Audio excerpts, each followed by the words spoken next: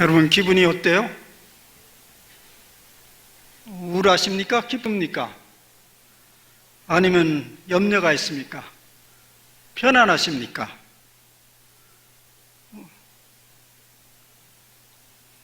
소리 안에서도 마음에서 다 확인했을 것이죠. 여러분들이 그걸 어떻게 알았죠? 내가 우울하다, 평안하다, 염려가 있다. 어떻게 알았죠? 자기 자신을 들여다본 것이죠. 그죠?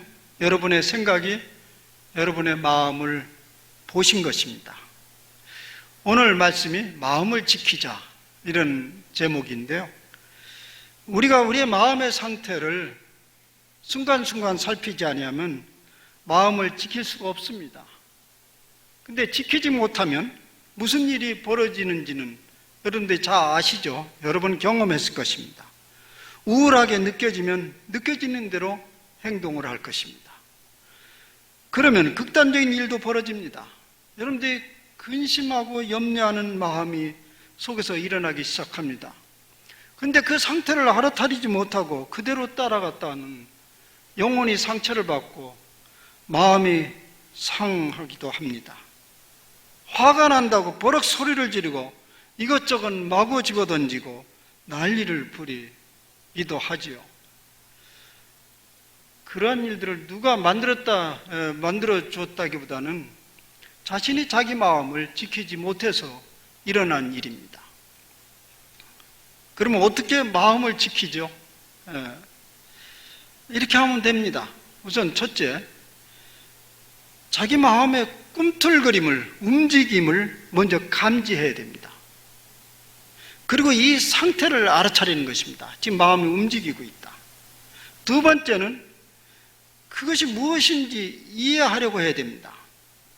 우울한 마음인가? 근심스러운 마음인가? 화가 난 마음인가?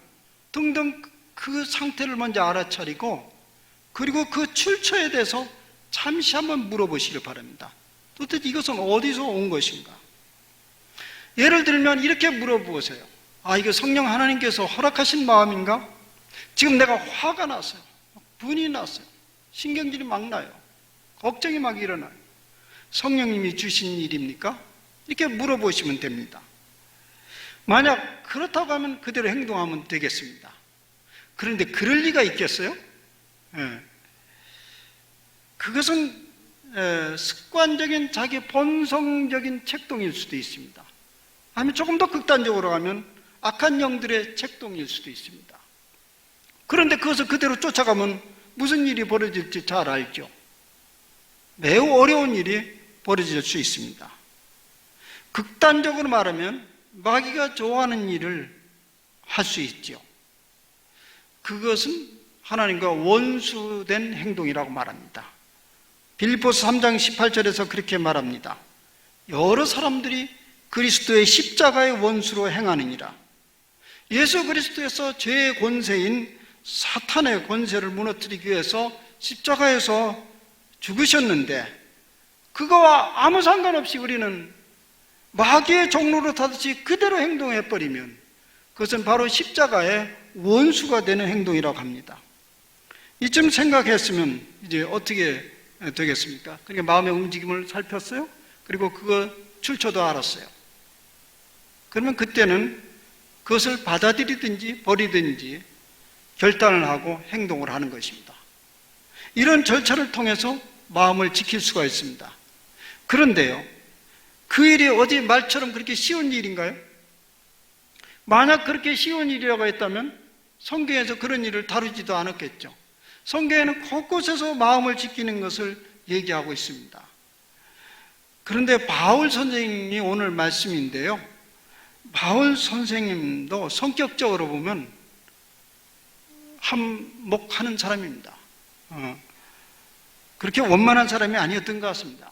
성경 곳곳에 보면 남이 알아낸 게 아니라 본인이 그렇게 실토를 했어요. 곳곳에 보면 매우 깐깐하고 따지기를 좋아하고 때때로 다투고 시비하는 일을 마다하지 않은 사람입니다. 그래서 자주 자충우돌을 했습니다. 그러면 기분이 좋습니까? 그럼 몹시 상해하고 불편해하고 아파하고 괴로워하고 그러곤 한 모습들이 성경에 곳곳에 나타납니다. 그래서 바울은 여러 가지 고민을 한 거죠. 도대체 이런 일이 왜 일어나는가? 어떻게 지키는가? 그리고 마침내 그것을 터득했습니다. 우리가 아주 대표적으로 굉장히 심각하게 나타난 거면 로마서 7장에 보면 그런 일이 벌어지지 않습니까? 그것을 극복하는 여러 과정을 통해서 이게 왜 이런 일이 일어나고 이걸 어떻게 극복해야 되는가를 그는 알아냈습니다. 그리고 오늘 이 빌립보서 본문은 우리가 잘 아는 대로 그의 생애 거의 마지막에 쓰여진, 죽음을 앞두고 쓰여진 얘기니까요. 오늘 이 말씀은 우리에게 비법을 전해준 것입니다. 비법은 귀를 기울여야 되겠죠? 바울 선생님이 경험한 대로 마음을 지키는 일은 그렇게 쉬운 일은 아닙니다. 잠언 곳곳에도 얘기하지 않습니까? 노하기를 더디하는 자는 용사보다 낫고 자기 마음을 다스리는 자는 성을 빼앗는 자보다 나으니라. 모든 지킬 만한 것 중에 더욱 내 마음을 지키라. 생명의 근원이 이에서 남이니라. 그런데 바울이 알아낸 비법, 그것은 이것입니다. 사실 우리가 우리 마음을 지키기 어렵다. 그 얘기입니다. 어렵다. 그럼 어떻게 하냐? 하나님의 평강이, 혹은 평강의 하나님이 지키도록 허락하라. 이런 얘기. 오늘 본문에 길게 보면 하나님의 평강이 너희 마음과 생각을 지키도록 하라. 평강의 하나님이 너희를 지키도록 하라. 이런 말이 나옵니다. 그래서 말씀의 오늘 중심은 7절 말씀인데요. 그리하면 모든 지각에 뛰어난 하나님의 평강이 그리스도 예수 안에서 너희 생각과 마음과 생각을 지키시리라. 여기에 너희 마음과 생각을 지킨다는 말에 주목해보면 너희 마음과 생각, 이 마음은 오늘 현대 인간학적으로 이해하면 이제 심리적 움직임의 상태를 말하겠죠. 심리적 움직임의 상태고요. 생각은 이성적 작용을 얘기한다고 할 수 있습니다. 그래서 하나님의 평강이 우리 마음을 지배하게 되면 무슨 일이 벌어지냐면, 첫째, 우리 생각이 청명해집니다. 청명해진다고 할 수 있어요. 두 번째는 우리 마음의 움직임을 민감하게 인지할 수 있는 능력이 주어집니다.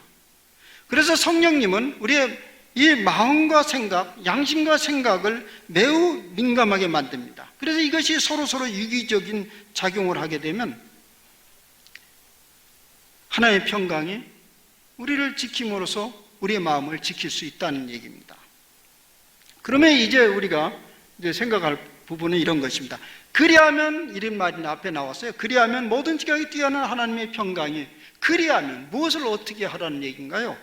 이제 그것에 대해서 이제 얘기를 하고자 합니다. 첫째, 하나님의 평강이 여러분을 지배하게 하려면 첫째, 항상 기뻐하라 그러죠. 항상 기뻐하라. 뭐 약을 먹었나요? 어떻게 항상 기뻐할 수 있나요? 근데 그것은 심리적 작용을 말하는 것이 아닙니다. 심리적 작용이 아니고 우리의 의지와 생각에 호소하는 말씀입니다. 주 안에 있는 사람은 항상 기뻐해야 한다는 성령님의 명령으로 받아들이라는 거예요. 여러분 주 안에 살고 있습니까? 항상 기뻐하라. 명령입니다. 우리가 예수님을 주님으로 믿고 모시고 있습니다. 그런데 그 예수님을 주님이라고 말하는 건 뭐냐면 내 주인이라는 뜻이죠. 우리의 운명을, 우리의 실존을 그분에게 맡긴다는 것입니다. 그분이 우리의 주인 되시기 때문에 그렇다는 것입니다. 근데 그분이 어떤 분인데 맡기냐고요. 어떤 분인데. 제가 좋아하는 말씀 오늘 읽었습니다. 예레미야서인데요. 29장 11절에는 이런 말씀이 있습니다. 매우 권위 있게 말씀하십니다. 여호와의 말씀이니라. 너희를 향한 나의 생각을 내가 아나니 평안이요 재앙이 아니니라. 너에게 미래와 희망을 주는 것이니라. 우리 하나님의 그러한 분이라는 것입니다. 근본적으로 우리 하나님은 희망이요 평안이라는 것입니다. 물론 우리가 살아가는 현실적으로 즉시 그런 일이 전개되지는 않을지라도 결국은 그분은 우리의 생애를 그런 방향으로 이끌어 간다는 얘기입니다. 그런 믿음을 굳게 잡고 살아간다면 어떤 상황에서도 기쁨을 유지할 수 있다는 얘기입니다. 물론 심리적으로 흘러넘치는 기쁨은 아닐지라도 우리의 존재적인 기쁨은 유지할 수 있다는 것이에요. 우리의 존재의 근원, 또 우리의 근원적인 운명을 깊이 생각하면 그런 존재론적 기쁨은 유지할 수 있다는 얘기입니다. 그런 기쁨은 절망적 상황 속에서도, 매우 우울한 상황 속에서도 빼앗기지 않는다는 얘기입니다. 그리고 그 기쁨의 근거는 종말론적 삶으로부터 비롯됩니다. 이 말씀을 펼치고 있는 사도 바울의 희망은 이것입니다. 사도 바울이 당신 자신이 기뻐하지 않는데 이런 얘기가 할 리가 없잖아요.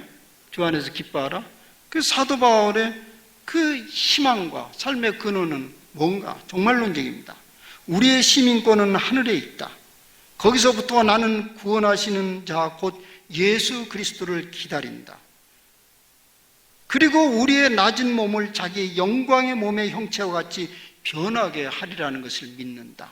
이런 부분입니다.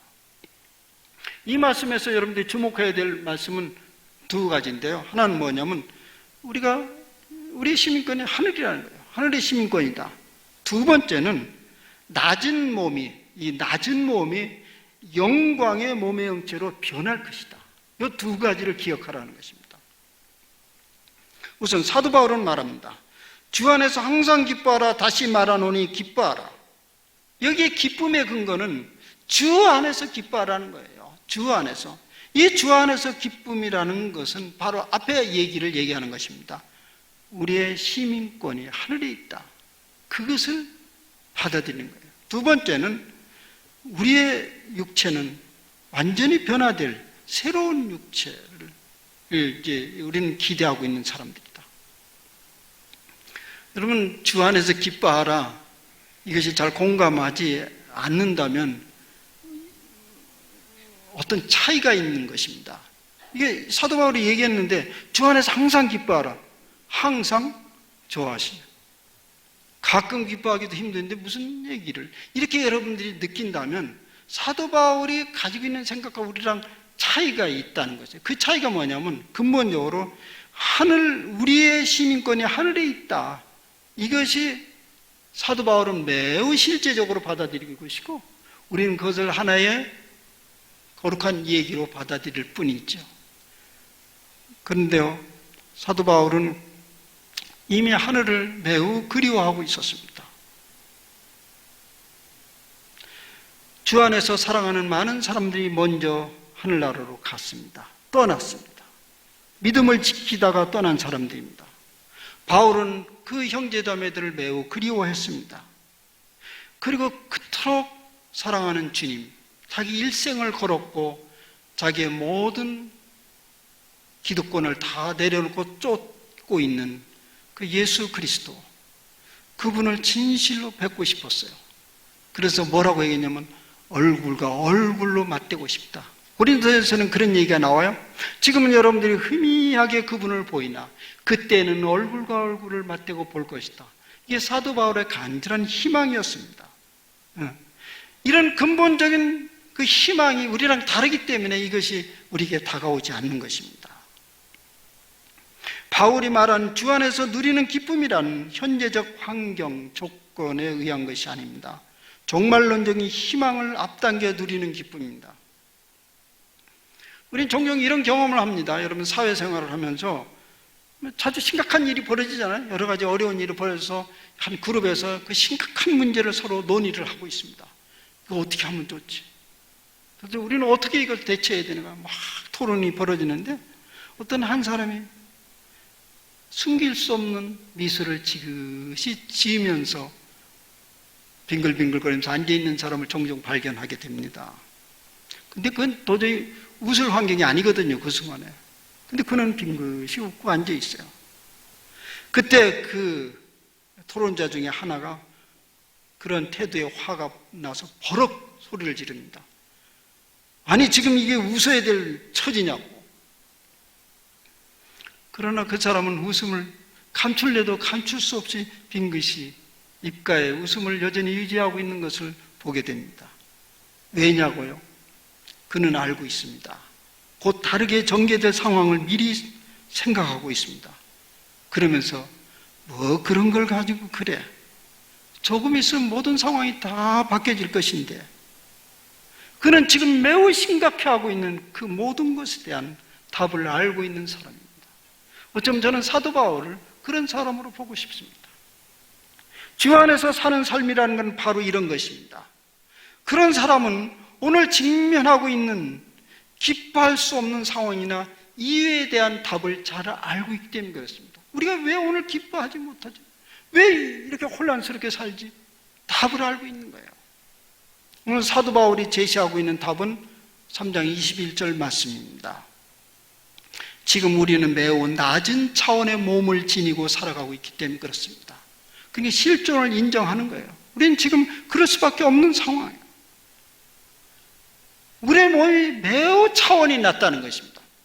우리가 많은 것을 배웠어도, 굉장히 고상한 생각을 하고 고상한 일을 한다고 해도 우리의 몸은 매우 작은 것에 분노하고 벌벌 떨고 낙담하고 절망하고 그럴 수밖에 없는 그런 육체를 가지고 있다는 것입니다. 매우 취약한 육체를 가지고 있어요. 조그만 일도 견디기를 힘들어하고 몸부림치는 그런 몸을 지니고 살아간다는 것입니다. 그것이 인간이라는 거예요. 그걸 받아들이라는 거예요. 그럼 어떡하죠? 그런데요, 사도 바울은 알았어요. 머지않아 그런 육체들이 영광의 몸의 형체로 바뀌어집니다. 머지않아서 말입니다. 그러니 오늘 참고 견딜 수 있다는 것이에요. 오늘의 기뻐할 수 없는 환경과 이유를 극복해낼 수 있다는 얘기입니다. 그게 인정하세요. 내가 왜 이러지? 아니, 나니까 그럴 수밖에 없어요. 그런데 그것이 바뀌어집니다. 주님이 오신 그때.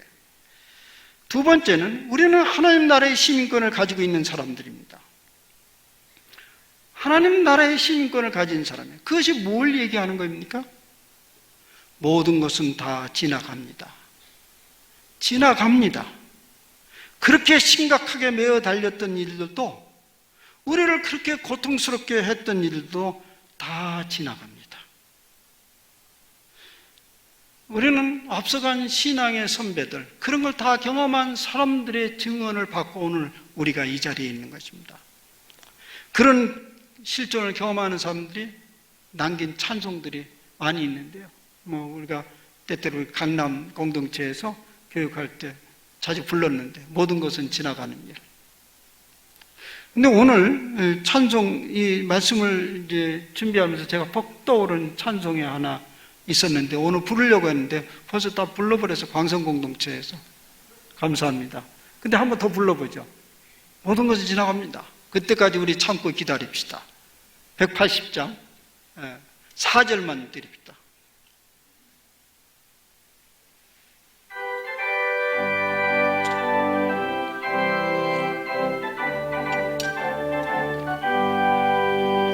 주님 다시 오실 날을 의할 수 없으니 항상 기도하고 깨어 있어서 그로부터 앞에 놓여놓은 그때까지 참고 기다립시다. 나 밟을 때 나의 이름, 나 밟을 때 나의 이름, 나 밟을 나의 이름 부를 때에 잔치 찬양. 3절만 함께 더 합시다. 한번. 주님 다시 오실 날을 의리할 수 없으니 항상 기도하고 깨어 있어서 기쁨으로 보좌 앞에 우리 나가서도록 그때까지 참고 기다립시다. 나 밟을 때 나의 밟을 때 나의 이름, 나 밟을 때 나의 이름 부를 때에 잔치 참여하겠네.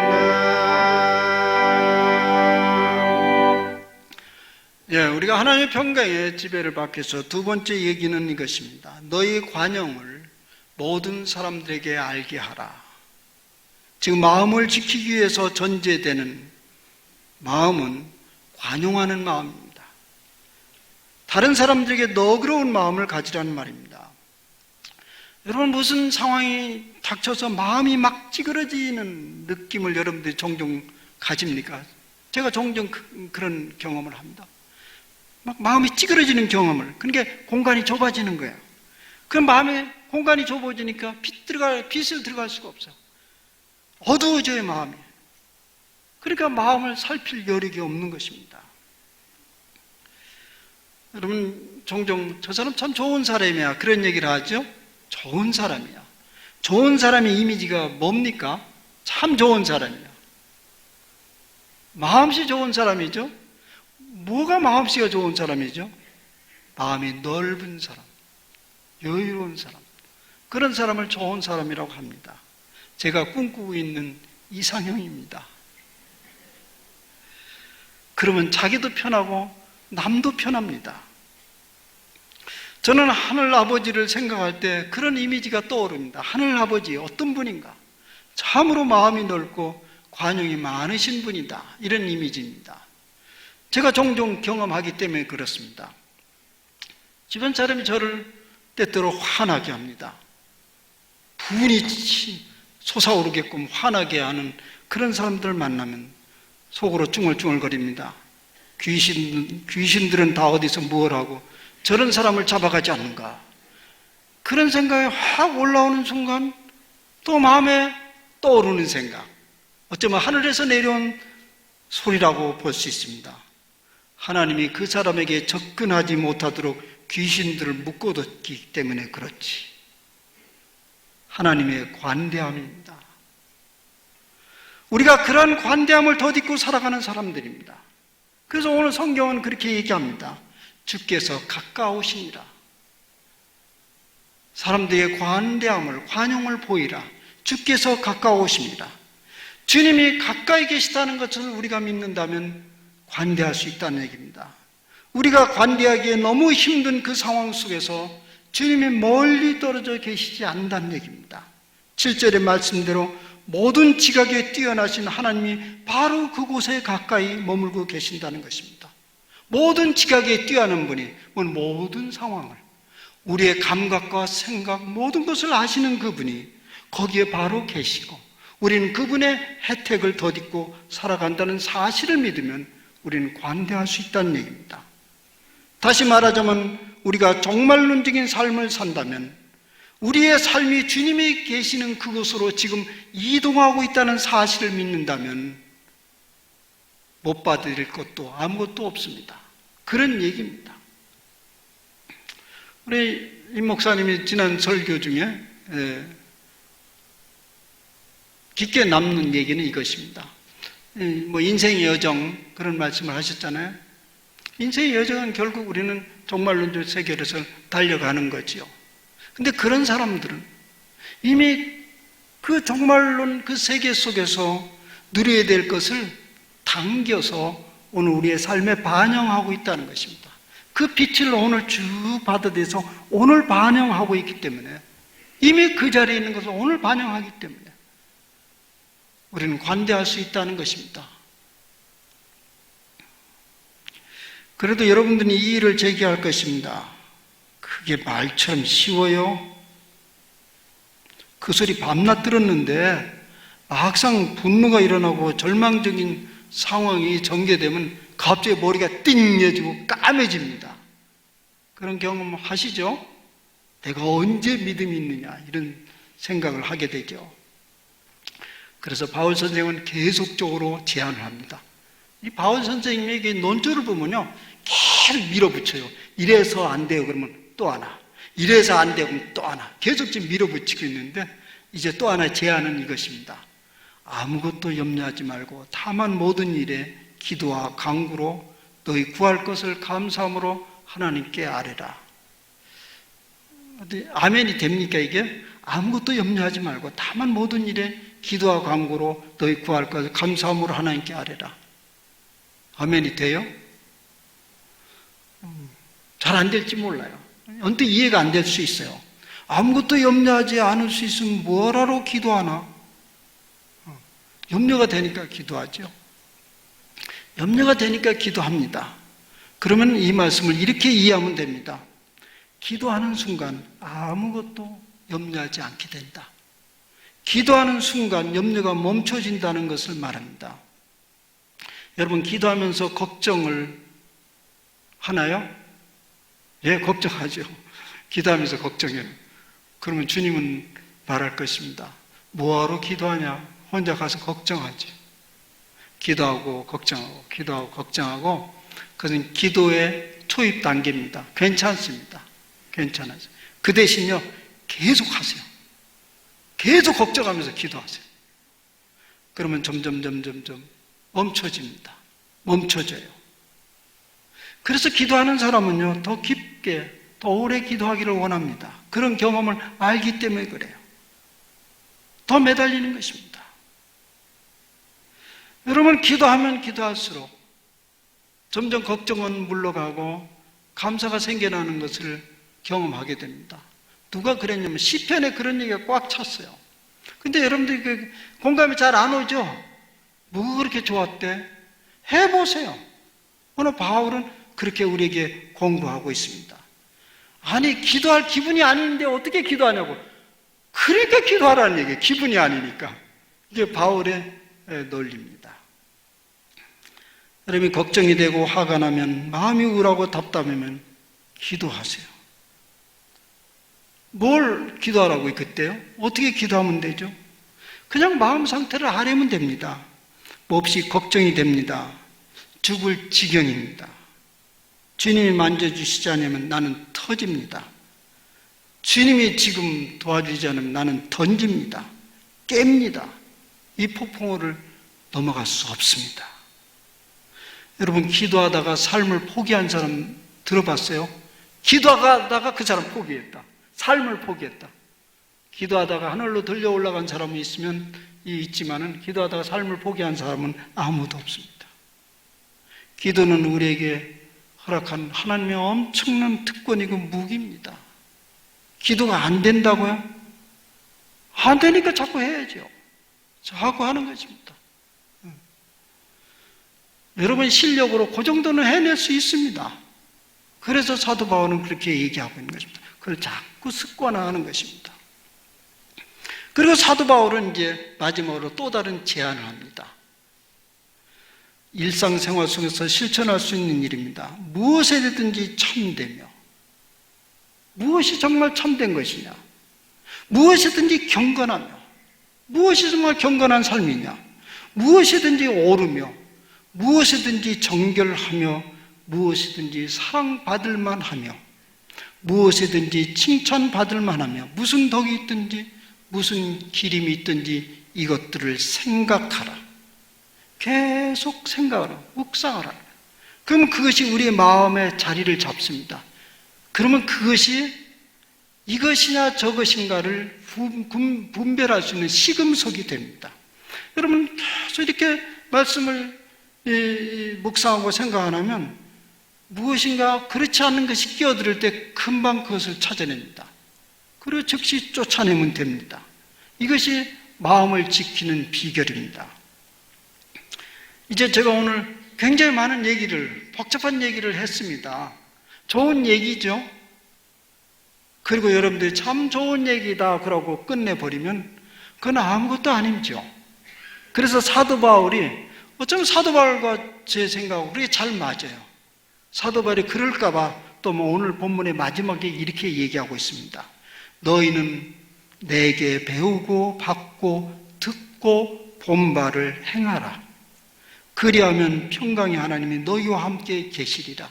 이 소리만 하면 해봐라. 그러면 알 거다. 그런 얘기를 마지막에 공부하고 있습니다. 제가 한 우화를 얘기하면서 말씀을 마치고자 하는데요. 장자에 나온 우화입니다. 춘추 전국시대에 제나라의 황공이라는 그 임금이 있었습니다. 그분이 어느 날 대청마루에서 책을 읽고 있었습니다. 이때 그 대청마루 밑에서 윤편이라는 궁중 목수가 그 대청 아래에서 수레바퀴를 만들고 있었습니다. 왕은 마루에서 책을 읽고 자기는 여기서 열심히 대패질하고 수레비키를 만들고 그러다 이 목수가 임금님에게 묻습니다. 임금님, 감히 제가 한 말 좀 묻겠습니다. 임금님께서 지금 읽고 계시는 그 책에 무슨 말씀입니까? 무슨 말씀이죠?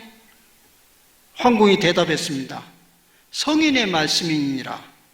윤편이 다시 묻습니다. 성인은 지금 살아계십니까? 황공이 말합니다. 죽었다. 윤편이 이렇게 말합니다. 그렇다면 지금 임금님께서 읽고 있는 것은 옛사람의 찌꺼기일 뿐입니다.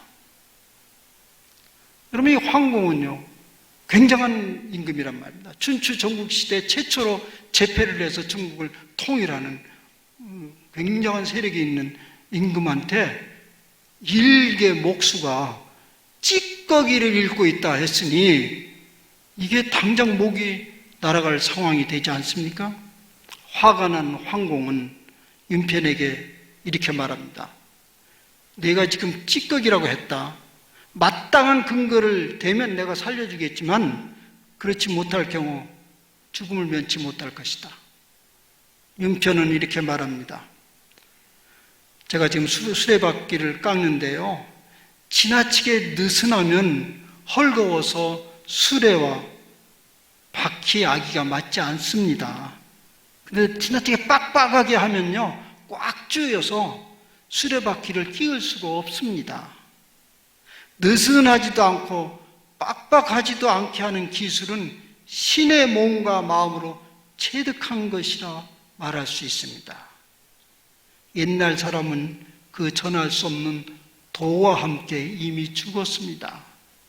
임금께서 읽고 계신 것은 그러니 옛사람의 찌꺼기일 뿐입니다. 잘 따라오셨어요? 옛날에 성인들은 그렇게 말합니다. 적당히 해야 화가 미칩니다. 중용을 지켜야 됩니다. 중용지덕이 좋습니다 했지만 참 좋은 말씀입니다. 근데 그것이 무엇인가는 각자 터득할 일입니다.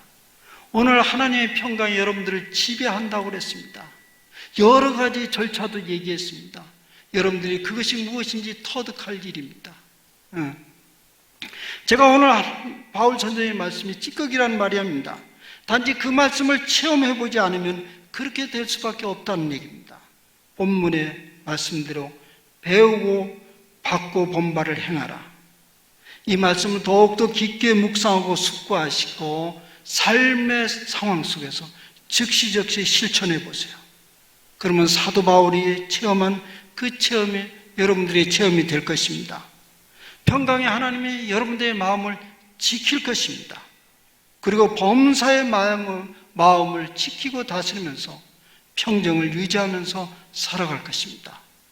듣고 배우고 본말을 행하면서 평화로운 한 주간을 사시기를 기원합니다. 기도합시다. 주여, 저희들은 낮은 몸을 가지고 이 땅에 살아가고 있습니다. 조그만 싫은 소리에, 조그만 불편한 일에 어찌할 줄 모르고 당혹해하며 몸을 떨고 두려워하는 존재들입니다. 그래서 자주 마음이 혼란스럽고 고통스럽습니다. 주님, 그래서 당신의 종 사도 바울을 통해서 우리를 해방시키기 위해서 그에게 비결을 전해주셨습니다. 하나님의 평강이 너희 마음과 생각을 지키게 하라. 이로 말미암아 우리는 하나님의 자녀임을 증거하면서 살아갈 수 있음을 우리에게 전해주었습니다. 주님, 이 비결을 전해주심을 감사합니다. 주님, 이제 충분히 배우고 들었사오니 행동하면서 이 땅에 사는 여러 가지 혼란스러운 가운데서 평정을 유지하며 여유 있는 생활을 사람들에게 드러내게 하옵소서. 매우 분주하고 피곤한 시대 속에 우리가 시원한 생수가 되어 살아가는 주님의 제자가 되게 하여 주시옵소서. 우리 주 예수 그리스도의 이름으로 기도하옵나이다. 아멘.